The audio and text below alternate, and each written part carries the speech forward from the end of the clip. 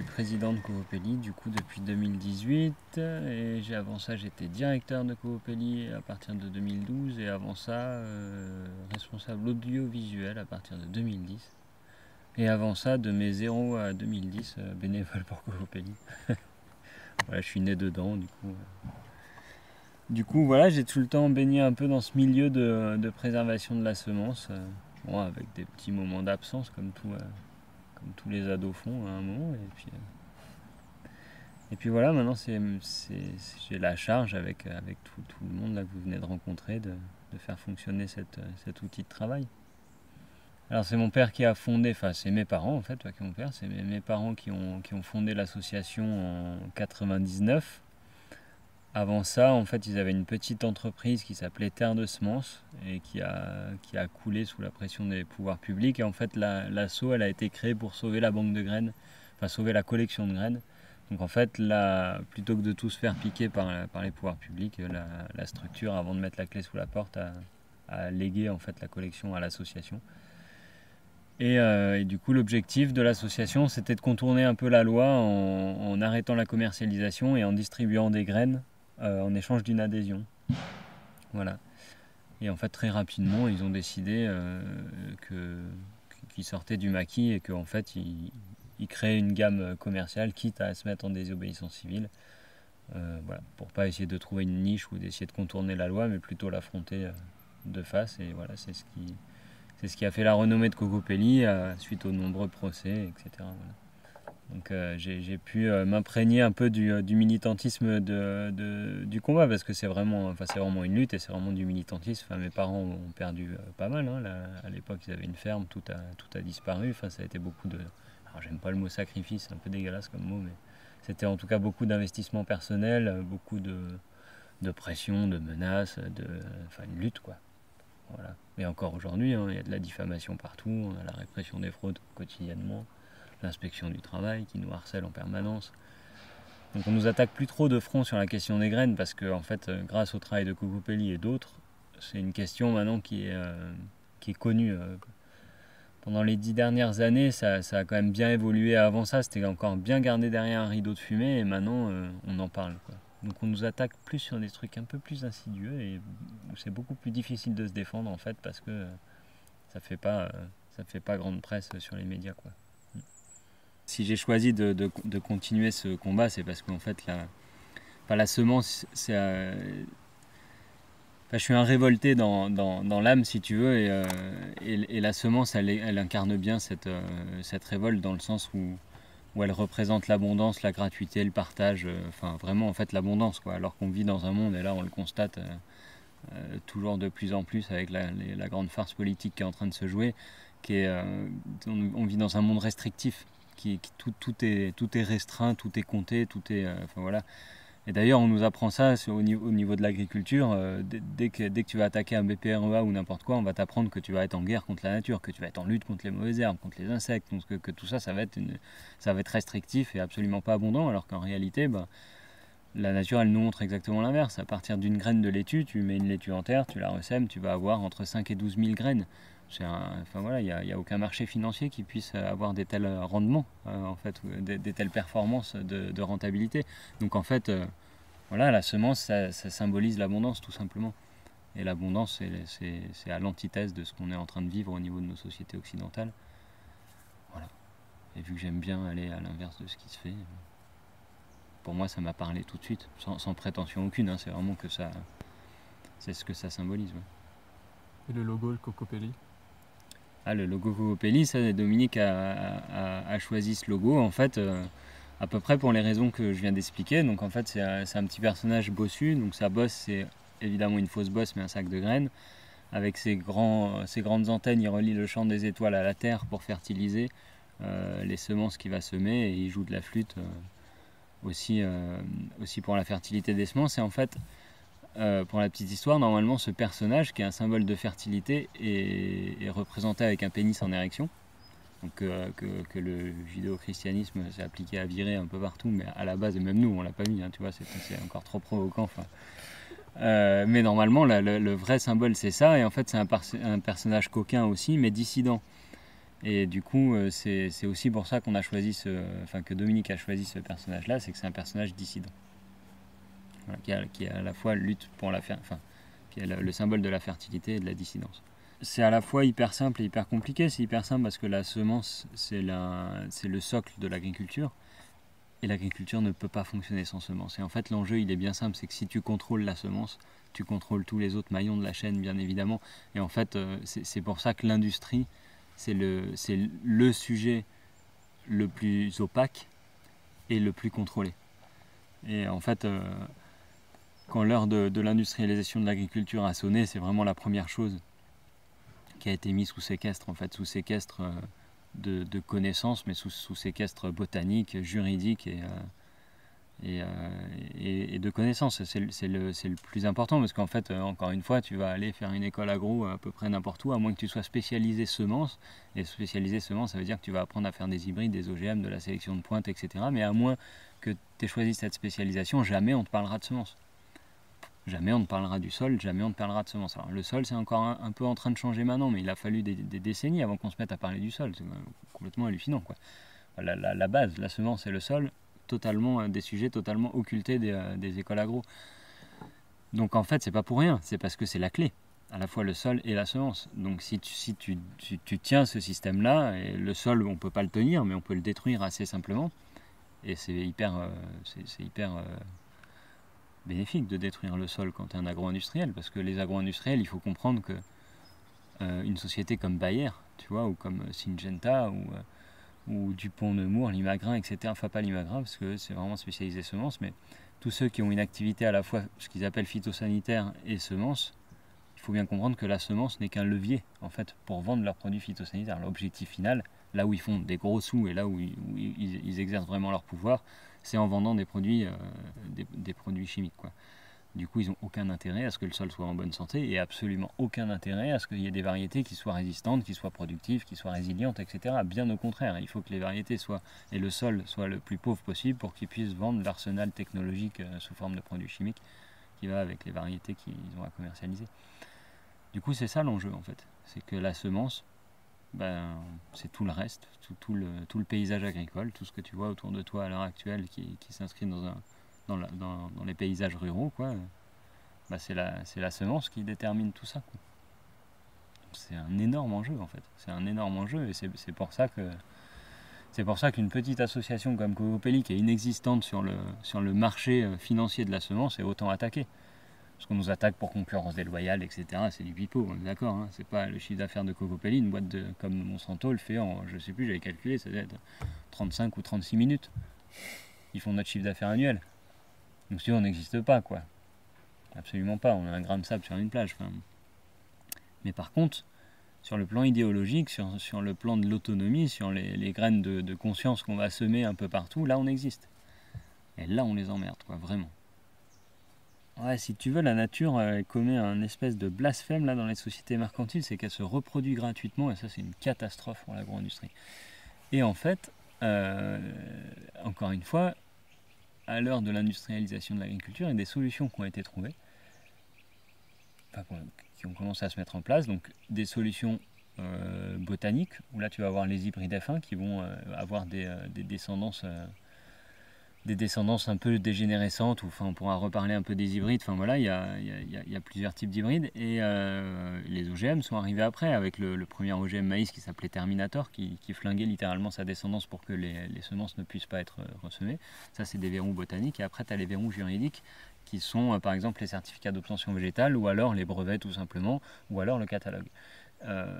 Qui s'inscrit dans cette démarche de verrouillage juridique et le catalogue a été créé.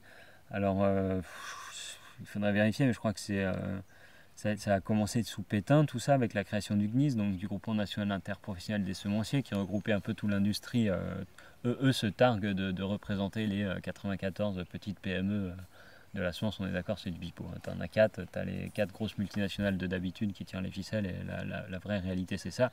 Et du coup, c'est eux qui ont été en charge officiellement en charge de tenir ce catalogue national, en fait, ce qui est clairement un conflit d'intérêt. Et du coup, chaque variété jusqu'à maintenant c'était un catalogue national, maintenant c'est le catalogue européen, chaque variété qu'on pouvait distribuer doit être inscrit à ce catalogue et doit pouvoir prouver une DHS, donc une distinction, une homogénéité, une stabilité génétique. Donc évidemment, les seules variétés qui peuvent prétendre à ça sont les OGM ou les hybrides F1, les variétés ultra sélectionnées, ultra modernes. Et après, en fait, sous la pression des associations comme Cocopelli, ils ont voulu nous en glisser une deuxième en créant un autre catalogue, ce qu'ils appelaient un catalogue pour variétés sans valeur intrinsèque, voilà, en toute arrogance. Pour que des structures comme Cocopelli puissent quand même inscrire leur variété avec des modalités allégées, etc. Bon, évidemment, on a refusé aussi, on refuse par principe de toute manière. Voilà un peu l'histoire du catalogue, et du coup, c'est pour ça que Cocopelli, pendant 20 ans, a fonctionné dans l'illégalité. Alors là, en 2020, ça vient de changer, vu qu'après de nombreux rebondissements juridiques, on a réussi finalement, avec tout un tas d'associations, à faire inscrire dans le journal officiel des lois la possibilité de commercialiser des semences pour des utilisateurs finaux non professionnels. Donc c'est une demi-victoire, on est d'accord, parce que ce qui nourrit la population à l'heure actuelle, c'est pas les jardins familiaux, mais c'est bien l'agriculture. Et pour l'instant, pour l'agriculture, ça n'a pas bougé d'un iota depuis la Seconde Guerre mondiale. Ça date. Hein. Bah ouais, Bayer, il fabriquait déjà les gaz de combat qu'on balançait sur les barbus, le Zyklon B et tout ça. Tu t'imagines ? On nous les brise, on se fait traiter d'antisémites à la moindre allusion, de moindre truc, et c'est encore Bayer à l'heure actuelle qui c'est un peu hypocrite tout ça. Bayer. C'est des criminels, hein. Ces gens-là, c'est des vrais criminels. Vrais de vrais. Ça change un tout petit peu de sujet, mais à peine. C'est la place du semencier dans l'agriculture, et en particulier si on rêvait à une agriculture différente, à une agriculture paysanne généralisée. Dans un monde idéal, le semencier n'existe pas, si tu veux. Le rôle de Cocopelli, c'est un rôle qui fait aucun sens, en fait. Et le rôle de n'importe quel semencier, c'est un rôle qui fait aucun sens, pour la simple et bonne raison que, en fait, un des vrais leviers de la modification du paysage agricole, en fait, qui fonctionnait, qui a fonctionné pendant des milliers d'années probablement sur le mode de la polyculture élevage, enfin, tu vois, de l'idéal un peu la petite maison dans la prairie, de ce qu'on peut voir d'un paysan. Dans ce monde-là, le semencier n'existe pas. Si vous avez vu la petite maison dans la prairie, il n'y a pas de semencier. On est d'accord. C'est la ferme qui produit ses propres semences. Et en fait, la clé de tout ça, ça a justement été ça, de séparer la production de la reproduction. Du coup, dans un monde agricole idéal, en fait, il faut rejoindre ces deux bouts. En fait, le producteur doit être le seul maître de la reproduction. En fait, doit être l'acteur de la reproduction, parce que sinon, on se retrouve dans la situation dans laquelle on est actuellement. Mais c'est vrai sur la semence, mais c'est vrai à tous les niveaux. Si on regarde, même sur l'élevage, hein, on sépare la production de la reproduction systématiquement, et on est en train de le faire sur les hommes petit à petit. Là. C'est en train d'arriver. On va séparer la reproduction de la vie familiale. Et en fait, tout ça, c'est vraiment... casser tous ces schémas, ça nous mène dans la situation dans laquelle on est actuellement, et ça a commencé par l'agriculture. Donc c'est pour ça que Cocopelli fait un énorme travail là-dessus, de formation, entre guillemets, mais surtout de sensibilisation chez les agriculteurs, chez les maraîchers, chez les jardiniers, mais surtout chez les maraîchers, en fait, de dire, mais faites votre propre semence. La réponse quasiment systématique, c'est mais on n'aura pas des semences d'aussi bonne qualité, on ne sait pas faire, machin, enfin voilà. Alors qu'en vrai, tu fais pour la courgette, si tu veux pas qu'elle s'hybride, tu fais une pollinisation manuelle, ça te prend 10 minutes le soir, 10 minutes le matin, tu te retrouves avec 1500 graines de courgette, de quoi tenir 3 ans en maraîchage. Et ça t'a pris 10 minutes. Donc c'est vraiment une méconnaissance tout simplement du sujet, mais c'est pas pour rien. C'est parce qu'on a perdu ce savoir, on nous l'apprend plus, ça se transmet plus. Enfin, voilà, dans la vie de la ferme aujourd'hui, il n'y a plus gardé la meilleure partie de sa récolte pour la ressemer l'année d'après. Donc évidemment, tout ça amène à un appauvrissement terrible de la biodiversité. Si tu regardes la FAO qui nous cite 75%, c'est la FAO, hein, donc le chiffre tu peux le monter encore. Hein. Donc 75% selon la FAO de la biodiversité cultivée qui a disparu en moins de 60 ans. Bon voilà. Après on s'en fout en vrai. La biodiversité elle se recrée à partir du moment où tu as envie de la recréer. C'est pour ça que chez Cocopelli, le terme variété ancienne on évite. Parce que ça veut rien dire.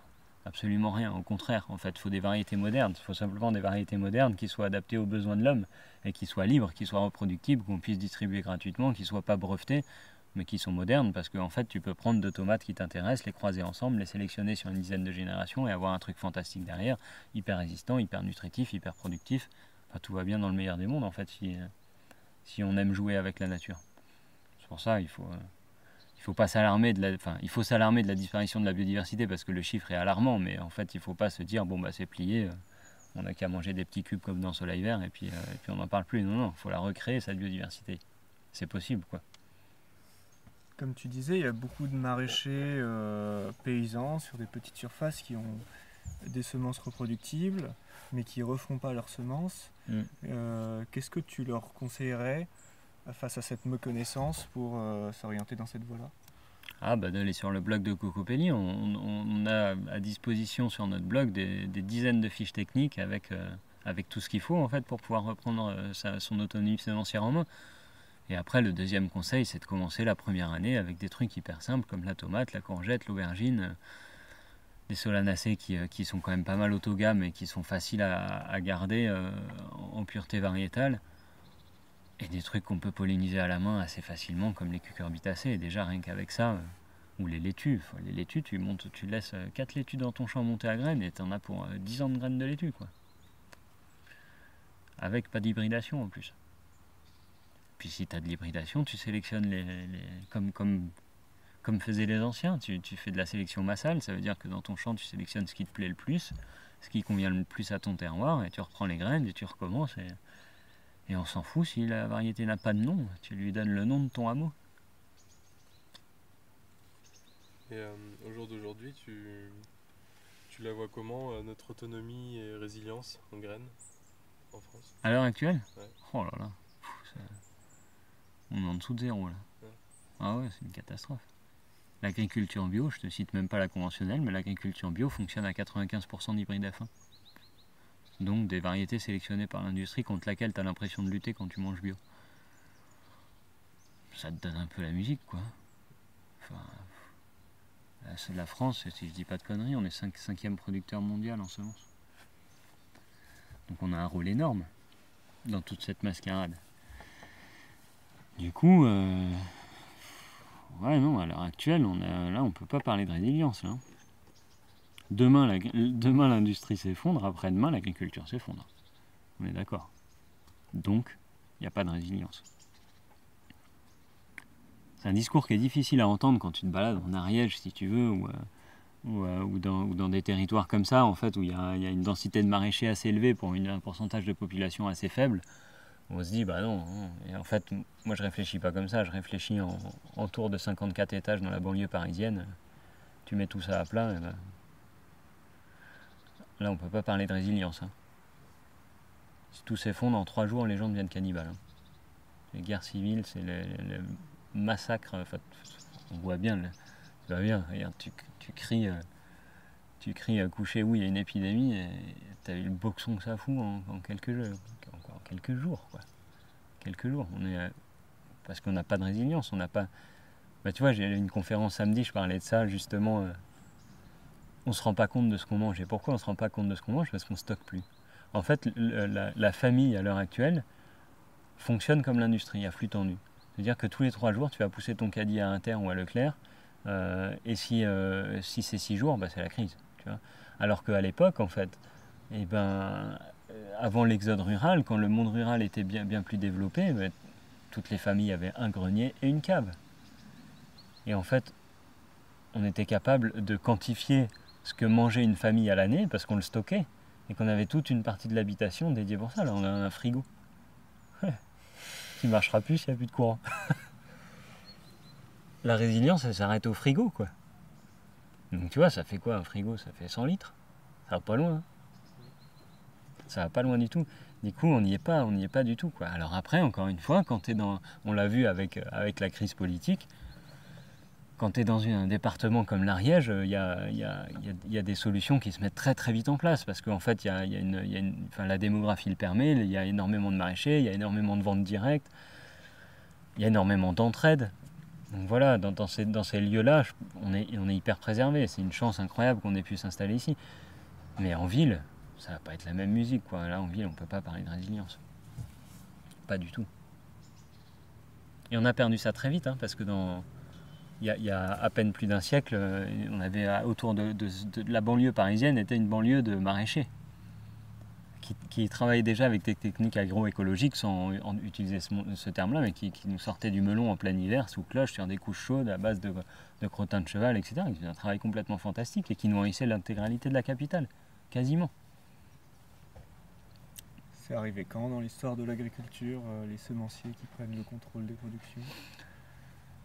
C'est arrivé petit à petit, mais en fait, si tu veux, la bonne excuse, c'est relancer l'agriculture en sortie de Seconde Guerre mondiale, après l'exode rural, quand en fait les campagnes se sont vidées. La Première Guerre mondiale a déjà quand même pas mal attaqué les rangs des paysans qui sont allés crever dans les tranchées du côté français, Allemagne, Pologne, etc. On est d'accord. Hein.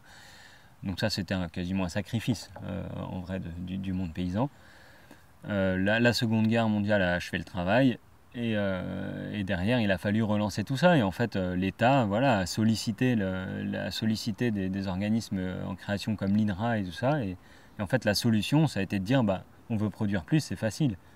Il faut industrialiser. Et si tu veux industrialiser, qu'est-ce que tu fais? Tu standardises. Parce que si tu n'as pas d'industrie sans standardisation. Tu es d'accord? Un fabricant de stylos, s'il a un stylo de 10 cm, un autre de 15, un autre de 11, un autre de 12, ça ne va pas le faire, quoi. Ça ne va pas rentrer dans les caisses. Et l'agriculture, c'est pareil. Et en fait, pour homogénéiser et standardiser l'agriculture, il a fallu faire de la sélection variétale.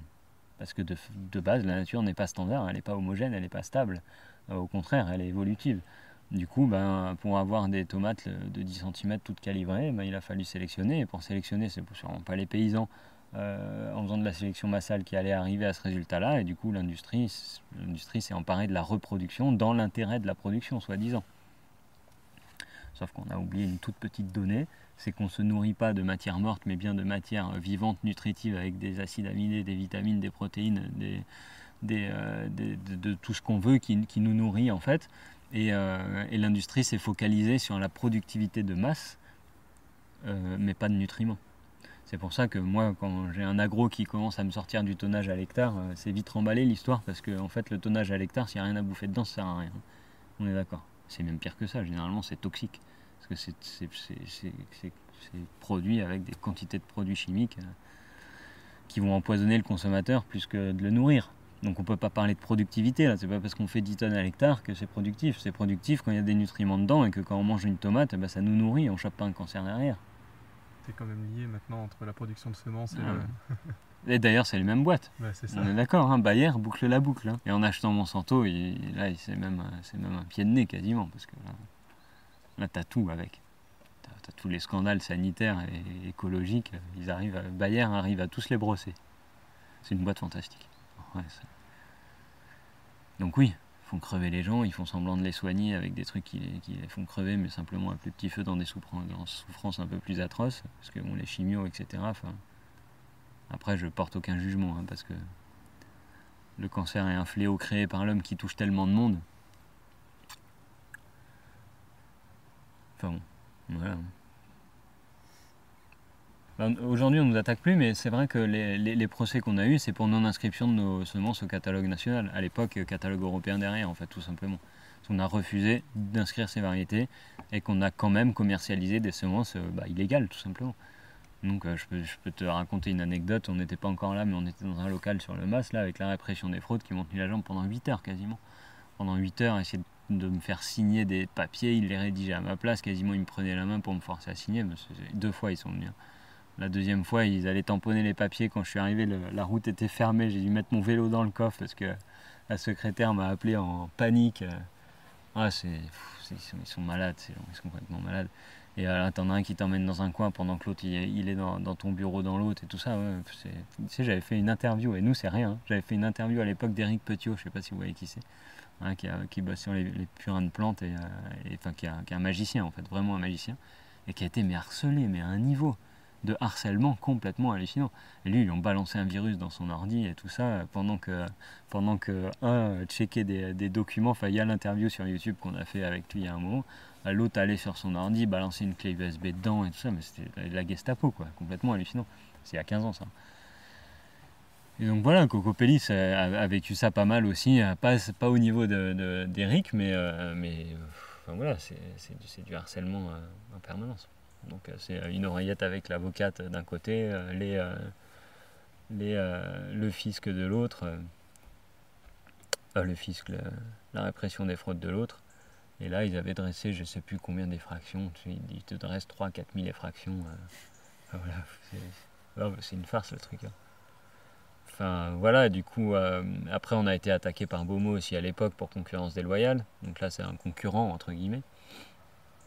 Avant ça, on a été attaqué par l'État aussi pour non-inscription des variétés et défaut d'inscription sur les sachets. Bon voilà, maintenant ils peuvent plus trop nous attaquer. On essaye, important, tu vois, on a mis 60 variétés de tabac là pour taquiner un peu. Mais non, ils sont pas fous, ils nous attaquent plus. On est trop connus, on fait trop de bruit. Et... Du coup, je pense que le mot d'ordre, c'est motus et bouche cousue sur Cocopelli. L'année dernière, tu vois, ils ont harcelé tous les collègues en France, la graine d'El País, etc., sur le pseudo-virus de la tomate, là. Ils n'ont pas mis les pieds à Cocopelli, hein. On les a pas vus. Hein. Et pourtant, tous, hein, ils se sont tous fait harceler, là. C'était scandaleux, ce truc. Mais chez nous, ils sont pas venus, ils sont du Non, on les invite à chaque fois. On dit, par pitié, attaquez-nous, encore des procès. Ça fait parler, quoi. Pour nous, c'est vachement porteur, les procès. Parce qu'on a une tendance à surtout en France, on s'intéresse au sujet, surtout quand ils deviennent scandaleux, quoi. Et du coup, les procès, ça nous permet de porter, en fait, au devant des médias et du grand public des sujets qui sont sinon assez durs à porter, parce que très, très méconnus, et que globalement, il faut être réaliste, tout le monde s'en fout. Hein. Cocopelli, on a 18 000 adhérents. Donc c'est pas grand-chose, hein, pour 20 ans de travail. Donc voilà, en vrai, la semence, il faut être réaliste, tout le monde s'en fout. Alors c'est en train de changer, vraiment j'espère que ça change réellement, mais jusqu'à maintenant, alors c'est un peu rude hein, ce que je dis, je suis un peu énervé moi, comme garçon. Mais globalement, enfin, personne connaît, enfin voilà. J'ai des journalistes des fois qui viennent ici, c'est affligeant, quoi, affligeant. Qui vont parler d'un noyau de courge, ou qui vont parler, enfin, des trucs, moi, affligeant. Le niveau de méconnaissance du sujet, on se rend pas compte, vraiment, on se rend pas compte. Tu peux nous parler de l'engagement de Cocopelli à travers le monde? Oui, tu vois, à chaque fois, alors maintenant, perso, moi, je voyage plus parce que c'est hors de question qu'on me mette un coton-tige dans le nez, mais avant ça, si tu veux, à chaque fois qu'on part en Amérique latine, en Afrique, un peu n'importe où, on fait des doubles fonds dans les valises, on découpe des paquets de biscottes, on enlève les biscottes, on remplace par des graines, on recolle, on est des contrebandiers de la semence, et en fait ça c'est notre action dans le monde via la campagne Semences sans frontières, où on distribue des colis de semences partout sur la planète, dans les communautés rurales qui se sont fait totalement anéantir par l'agro-industrie, parce qu'en France on a la chance, dans les pays occidentaux, d'avoir au moins accès à la connaissance, c'est un choix de se renseigner ou pas.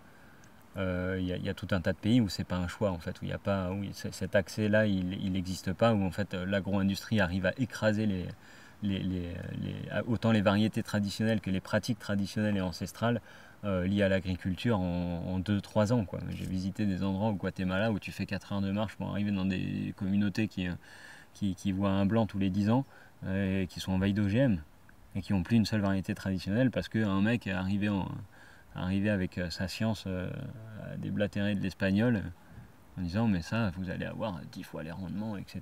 Et puis ils écrasent, vu que c'est des variétés qui ont des génétiques super fortes et qui polluent le maïs, le pollen de maïs, il voyage des fois sur 10 km selon le sens, selon la vallée, selon tout ça. Ils arrivent à anéantir des vallées entières comme ça. Juste avec un paysan qui a accepté de jouer le jeu, de mettre des variétés par méconnaissance. Enfin, à l'époque où je tournais le film sur l'apiculture, on était au Sénégal, là. Pour interviewer des gens, c'était complètement hallucinant sur les produits chimiques, quoi, parce qu'ils ne savaient pas lire. Du coup, les bidons, ils étaient lavés. Ils lavaient les bidons, 10 mètres en bas, tu avais les femmes qui lavaient les carottes, après la vaisselle, après tu avais les gamins défigurés parce qu'un coup de retour de pulvérisateur avec des dosages complètement hallucinants, parce que c'est pas de formation, les produits arrivent avec les semences, etc. Au Sénégal, dans les productions de tomates, j'ai filmé des trucs de fou, des montagnes de tomates. qui pourrissaient au bout des champs parce que les mecs avaient signé des contrats foireux avec l'agro-industrie qui leur interdisaient de vendre les tomates sur le marché local ou à d'autres fournisseurs que à eux, mais eux n'étaient pas obligés d'acheter, etc. Enfin, des trucs complètement scandaleux. Donc si tu veux, je dérive, mais pas vraiment. Cocopelli va sur le terrain dans ces communautés-là pour leur ramener de la matière génétique, des ressources génétiques reproductibles évidemment, pour qu'ils puissent se réapproprier une autonomie semencière et alimentaire qui va avec. C'est un travail de fourmi. Honnêtement, c'est vraiment un travail de fourmi. Je n'ai pas les chiffres en tête, mais ça doit être 10 à 15% de projets qu'on soutient qui mènent vraiment à quelque chose, quoi. Quand je dis qu'ils mènent à quelque chose, ça veut dire qu'ils deviennent à minima capables de reproduire une panoplie de variétés d'année en année pour leur jardin familial, quoi. Sinon ça part sur le marché noir, c'est vendu, les haricots ils sont cuits au lieu d'être semés, je peux t'en citer des trucs. Ça fait depuis 2002 qu'on a cette campagne, on a tout vu. L'Afrique c'est un désert de semences et on est démarché mais en permanence par des commerciaux africains qui veulent des semences qui sont prêts à les acheter le double de ce qu'on vend en grand public en France. Ouais. Ah oui, non mais quand je te dis que c'est un désert de semences, c'est un désert, c'est à prix d'or. Les microcrédits, les paysans s'endettent sur plusieurs générations des fois, enfin, tu vois, avec des semences qui valent mais des fortunes. Il y en a une à l'époque, c'était il y a 10 ans, au Sénégal, la tomate elle s'appelait le million parce qu'elle valait 1 million de francs CFA le kilo de graines. La tomate le million. Il faut un crédit pour l'acheter. Il faut un crédit pour acheter leur kilo de tomates ou leurs 100 grammes de tomates. Ils signent des contrats sur 3 ans à l'avance, avec généralement pas de production derrière, ou pas d'achat de la production. Non mais j'ai vu des trucs, c'est à pleurer. Franchement, t'as envie de casser des genoux après. Enfin, c'est vraiment... c'est hallucinant, quoi. Les gamins qui tombent malades parce qu'ils ont volé une tomate dans un champ, ils cultivent la tomate comme le riz. Ils font des digues, ils inondent, ils balancent les produits à l'entrée de la... Ah ouais, ils inondent et après ils drainent. C'est de la tomate en sauce qui part... Enfin ça part aux États-Unis là. Enfin les trucs qu'on a filmés, ça partait sur une boîte américaine. Ils faisaient de la conserve avec. Il faut pas la manger autrement. Attention, c'est toxique le truc. C'est ignoble tout ça. On se rend pas compte. C'est pour ça. Quand on vient me parler de vegan, là, moi ça me rend ouf. Parce qu'en fait, on se rend pas compte de la manière dont nos fruits et légumes sont produits. Et la bio, faut pas se leurrer, c'est pareil. On est d'accord. Et la bio espagnole est en train de se péter la gueule, c'est pas pour rien. C'est parce que on n'a plus de péruviens. Les péruviens ils sont coincés chez eux à cause du coton-tige. Donc ils peuvent pas prendre l'avion, mesures sanitaires, machin bidule. Qui c'est qui les ramasse les tomates en Espagne? Eh ben personne. Parce que toute la bio espagnole fonctionne avec la main-d'œuvre péruvienne à pas cher ou colombienne qu'ils importent, machin, qui font même passer la frontière des fois sur des contrats spéciaux Espagne-France. Ouais, j'ai rencontré un producteur la semaine dernière qui m'expliquait ça, là, dans le centre de la France en plus, pas à côté. Donc, les mecs ils viennent pendant 4 ou 5 jours, ils sont parqués, ils repiquent des kilomètres de trucs, là je sais plus, je crois que c'est pour les melons. Ils repiquent des kilomètres de melons, bam, ils repartent en Espagne. Ils sont reparqués en Espagne dans leur bidonville espagnol. Là. Il y a une nana qui a commencé un doc sur l'agriculture bio en Espagne. Tout est parqué, c'est opaque. Donc tu as des barrières de 5 mètres de haut là, avec du film vert ou des trucs, on ne voit pas ce qui se passe dedans. Les portes sont gardées, c'est impossible de rentrer une caméra là-dedans. Enfin, on ne s'imagine pas tout ça. Tout ça, c'est nos fruits et légumes, quoi. Le lien avec la mode vegan, c'est qu'en fait, si on veut être autonome en production à l'heure actuelle, c'est pas en important de la bouffe, quoi. Et à l'heure actuelle, en France, si on sort l'élevage, alors attention, je parle pas de l'élevage de masse, c'est une saloperie, les abattoirs tels que ça fonctionne, c'est une saloperie, c'est indéniable, la souffrance animale est indéniable, ça c'est pas, enfin on peut, c'est indéfendable comme système évidemment. Par contre, quand tu vis à la campagne, en fait, tu te rends très vite compte que la seule solution pour être autonome, c'est de fonctionner en polyculture élevage. Sinon, c'est juste impossible. C'est impossible. Enfin, si tu n'as pas de matière organique en fait, à amener dans tes champs, et en fait la matière organique le plus rapide quand même, et le plus digeste pour le sol et les légumes, c'est passer par la vache ou passer par les poules, les moutons, etc. Enfin, en fait, tout ça, c'est quasiment impossible de fonctionner autrement. Enfin, voilà. Après, Après, de toute façon, les gens qui viennent m'expliquer qu'ils sont véganes et qu'ils achètent des carottes à la Biocoop, ça me fait bien rire parce que les carottes, il y a quand même une chance sur une qu'elles aient poussé dans du fumier. Eh bah oui, hein. Ou pire, du guano qui vient d'Amérique latine. L'agriculture bio fonctionne au guano. C'est des cargos entiers de guano qui arrivent, guano de chauve-souris. Ou de tourbes. On va piller les tourbières, etc. Il y en a combien des animaux qui ont crevé la gueule ouverte à cause du pillage des tourbières? Il vaut mieux élever des animaux dans sa ferme pour pouvoir être autonome au niveau de la matière organique, éventuellement au niveau de la viande, au niveau des œufs, etc. que de se mettre des pelles à la place des œillères et de se dire que tout va bien dans le meilleur des mondes et que mes légumes sont véganes. Hein. Des légumes véganes, ça n'existe pas. Ça existe peut-être sur certains projets et auxquels je tire vraiment mon chapeau, parce que j'en connais un, notamment mais en Inde, où il fonctionne avec zéro intrant animal, que des engrais verts, que du charbon, que tout ça, etc. Mais il arrive à ça au bout de 20 ans de travail. Tu vois, et c'est louable, c'est hyper louable. Mais là, on n'a pas 20 ans. En fait, il faut manger tous les jours. Tous les jours, il faut manger. Il s'appelle comment ce projet? Ah, c'est à Auroville, là, c'est un des anciens d'Auroville qui fonctionne en marge d'Auroville, mais c'est Pebble Garden. Il vient souvent, quand on fait un festival, généralement il vient, il est formateur. Ouais. Il fait un travail complètement hallucinant avec la terra preta, etc. Donc tout est possible. Je suis sûr qu'un jardin vegan est possible. Simplement, là, ce qui me rend ouf en fait avec ce monde-là, mais je peux faire cette remarque sur tout le monde écologique en fait, c'est qu'on veut bâtir des châteaux avec des fondations péraves quoi, et se dire que ça va bien aller, tu vois. Et souvent on me dit ça, vous voyez mon discours, je suis un peu énervé, un peu déprimant, et souvent en conférence on me dit ah non tu fais chier, on veut du positif, on veut du positif, mais là on n'y est pas. Le problème c'est qu'on n'y est pas, c'est qu'il faut commencer par déconstruire, il faut commencer par arrêter de se mettre des faux étendards comme ça en permanence.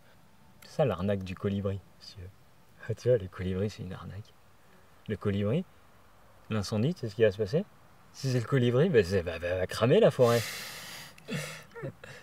Tu vois, elle va juste cramer en fait. C'est des pélicans qu'il faut. C'est aller à grands coups de seau d'eau, quoi.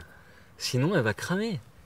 Et en fait, se dire que chacun fait sa part et que ça va bien se marcher, non, ça va pas bien marcher.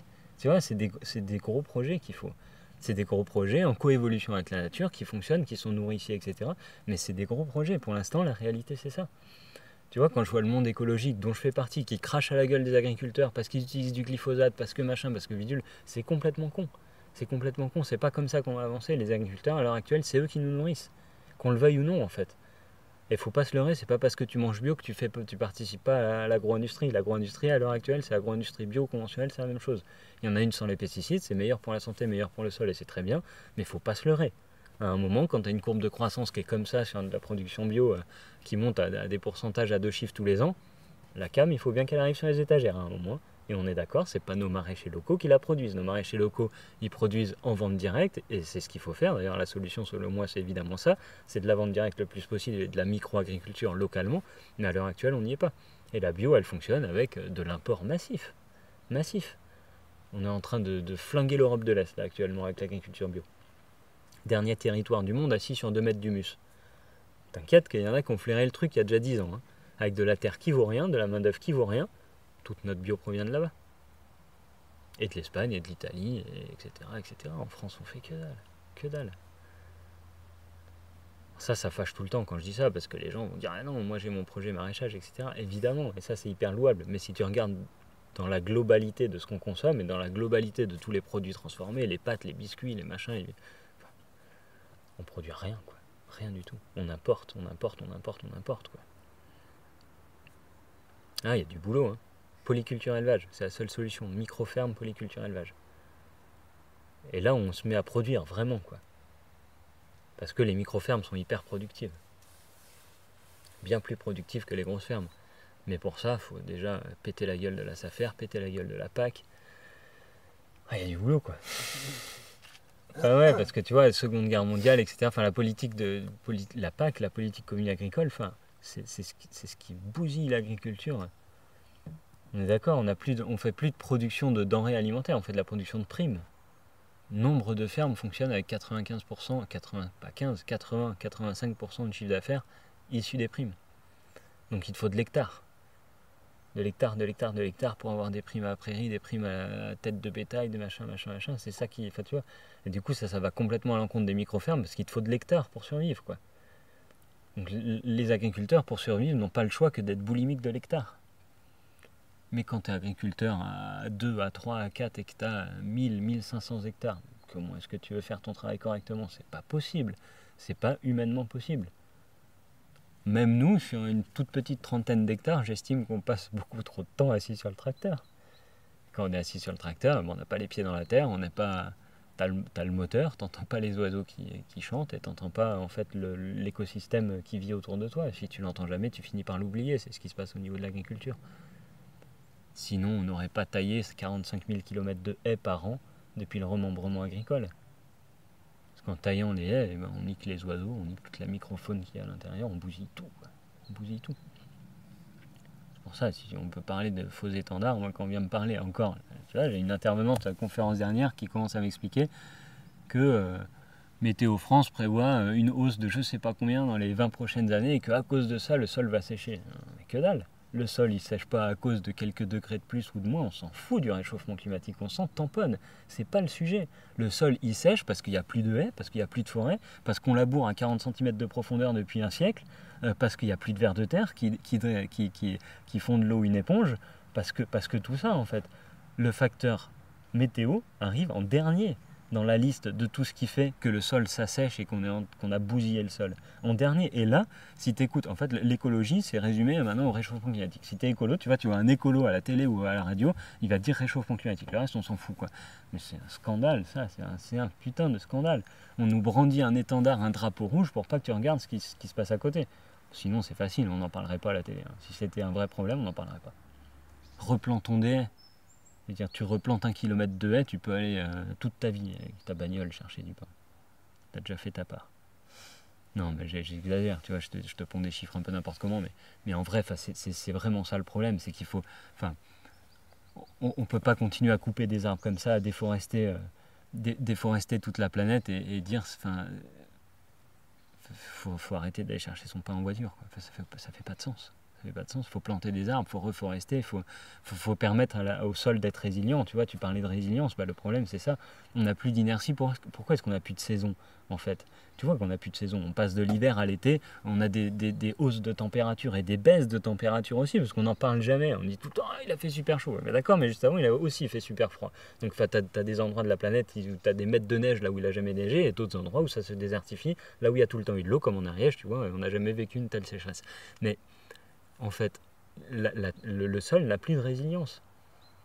Si tu veux, on passe, je sais pas comment expliquer ça, mais on passe du chaud au froid en un claquement de doigts, parce qu'il n'y a plus d'inertie, il n'y a plus d'inertie de température, il n'y a plus d'inertie de chaleur, en fait, parce qu'on est en train de tout bousiller. Tu vois, les vents balayent tout, les haies, je fais une obsession sur les haies, mais c'est vrai, c'est une obsession, parce que les haies, en fait, créent énormément de microclimats. Stoppe les vents, tu vois, et permet en fait d'avoir des inerties de chaleur et de froid qui font que tu as des saisons à peu près normales. Mais là, c'est plus du tout le cas. En Ariège, encore une fois, tu vois, regarde, on a des arbres partout, on est hyper protégé. Tu vas dans la Beauce, dans la Brie, dans les endroits producteurs comme ça, et t'as plus de haies, t'as plus rien. C'est balayé à la fois par le vent, par le froid, par le chaud, par tous les intempéries. Il n'y a plus rien en fait qui protège le sol du climat, des intempéries. Qu'on ne vienne pas m'expliquer derrière que c'est parce que le climat a augmenté de 0,5 degrés. C'est une connerie. C'est une connerie abominable. On a tué le sol, c'est du polystyrène. Franchement, c'est du polystyrène. Tu vas dans les zones betteravières, là. Nous, notre rêve, c'est de faire le tour de France à vélo, de la permaculture et des écolieux. On a d'autres rêves aussi, comme celui de rencontrer le président de Cocopelli. Ah, c'est beau. C'est fait. Ah, c'est flatteur. Et toi, quel est ton rêve? Si tu avais un rêve. Ah, je sais pas, écoute. Personnel, tu veux dire, ou... Ce que tu veux. Ah, ce que je veux. Bon, personnel, si tu veux, ce serait de pouvoir arrêter d'être énervé comme ça. Et si ouais, ça voudrait dire que je suis tranquille dans ma petite ferme, tu vois, à compter mes poules et mes canards et à regarder les laitues pousser, quoi. Moi, on n'y est pas, c'est un rêve en vrai. C'est un rêve et que je verrai très probablement pas se réaliser vu l'ampleur de la tâche et je compte pas abandonner de sitôt la lutte. Du coup, voilà. Et après, au niveau global, au niveau global, et tu vois, là, on est le 2 septembre, en plein délire politique, vraiment, on est en plein délire social et politique, j'en dors pas la nuit. Et mon rêve, ce serait qu'à un moment, mais les gens se réveillent, en fait, quoi. Qu'on se dise, mais punaise, tu vois, qu'on se mette une claque de chaque côté, qu'on se dise, ah putain, je dormais, quoi. Tu vois, je dormais, en fait. Parce que franchement, on dort. Hein. Ouais, surtout en France. Hein. T'as vu à Berlin, 1 million dans la rue. À Paris, 1000. Ah, franchement, ça me rend ouf. En France, on est complètement endormi, quoi. Complètement endormi. 1 million à Berlin. Le petit-fils de Kennedy qui fait un discours et tout. À Londres, des centaines de milliers avec David Icke qui fait des discours et tout. Et nous ? Ah non. On se planque derrière nos masques. Cette farce. Abominable. Du coup, voilà, que les gens se réveillent. Alors là, bon, je cite la crise, mais au niveau de l'agriculture, ça fait... C'est pas pour rien que je suis énervé, si tu veux. Enfin, j'ai vécu là-dedans, j'ai vu mes parents et moi maintenant crier des évidences sur tous les toits et avec très très peu d'écho. Et si tu veux, au bout d'un moment, ça énerve, quoi. Tu te dis, mais punaise, merde, faut vraiment... Enfin, réveillons-nous, quoi. Réveillons-nous, ayons pas peur de voir les vrais sujets, en fait, de voir les vrais sujets en face. Parce on se met tout le temps des œillères, tu vois, encore une fois, on se brandit des jolis mots et tout ça qui font super classe, c'est classe la permaculture. Encore une fois, attention, je crache pas sur la permaculture, c'est un projet énorme, vraiment énorme. Enfin, il y a un projet derrière enfin, le mot, c'est un mot, mais en fait, le concept d'être en coévolution avec la nature, c'est évidemment vers ça qu'il faut se diriger. Mais à l'heure actuelle, on te brandit ça pour un oui ou pour un non, avec rien derrière, quoi. Et pour moi, ça, c'est un endormissement. C'est du média, on se met une jolie histoire pour s'endormir le soir, et on continue à consommer de la même manière, quoi, à faire exactement la même chose. Mais c'est même plus grave que ça, parce que tu as des mouvements, enfin, tu vois, comme le véganisme, qui est, encore une fois, je juge personne, je critique pas les personnes en tant que personne, mais les mouvements, en fait, tels qu'ils sont portés, parce que ce mouvement-là, c'est un fer de lance de l'agro-industrie. On ne se rend pas compte, mais derrière, tu as les fausses viandes qui arrivent. Alors, les États-Unis sont bien plus avancés que nous, mais tu as certains États qui commencent à lutter activement contre ça, et certains militants. Mais en fait, les fausses viandes, c'est une catastrophe. Là, c'est soleil-vert. Hein. C'est 1884 à ta porte. Enfin, là, on passe en mode science-fiction. Hein. Donc, on est d'accord, fausse viande, c'est viande cellulaire.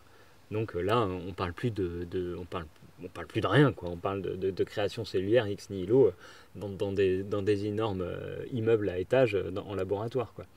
Donc il y a 10 ans de ça, le steak cellulaire coûtait $350 000 et 10 ans après, il est passé à quelques dollars à force de recherche, etc. Et là, en ce moment, aux États-Unis, ils mettent ça en avant comme la viande qui ne fait pas souffrir les animaux, etc., etc. La viande écologique, parce qu'il faut savoir que quand même, la production de viande aux États-Unis, c'est un scandale écologique, on est d'accord. Hein. Je ne sais pas si vous avez les chiffres de la consommation d'eau pour produire 1 kilo de bœuf aux États-Unis, mais le professeur Pimentel, il citait 178 000 litres pour 1 kilo de viande. Ah, tu peux couper le robinet en 3 ans, c'est pas ça qui va changer grand-chose. Hein. On est d'accord. Alors que si tu évites de manger ton kilo de viande, là, tu commences à avoir un petit impact à 178 000 litres.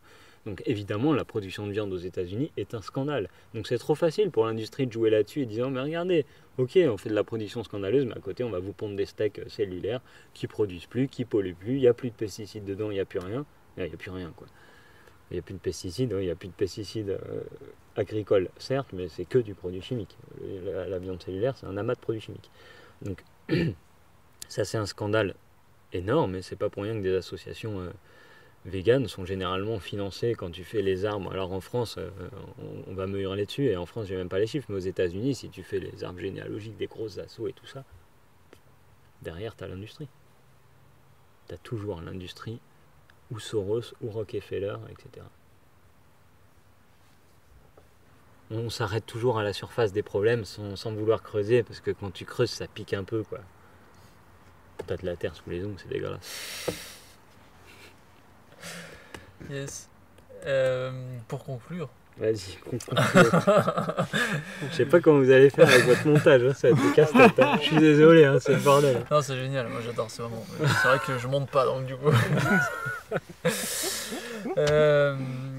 On a plusieurs carnets qu'on travaille sur nos vélos, et notamment un carnet de citations qu'on recueille auprès des gens inspirants.